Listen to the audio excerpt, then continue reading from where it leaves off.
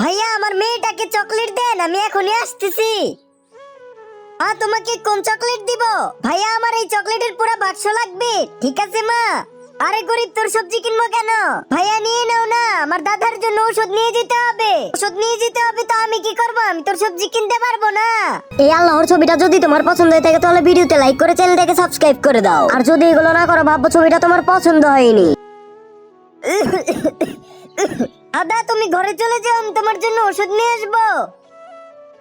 ভাইয়া এই চকলেটের বাক্সটা ফেরত নিয়ে আমাকে টাকা ফেরত দেন। ভাই আমাকে সবজি দিয়ে দাও।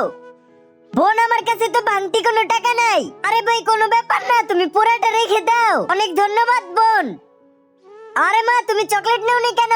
আরে বাবা আমি সবজি নিয়ে নিয়েছি। আরে মা সবজি কেন নিয়েছো? কারণ আব্বু ওই ছেলেটার টাকার দরকার ছিল, কারণ ও দাদার জন্য ওষুধ কিনবে তো তার জন্য। সবাই লাইক করো।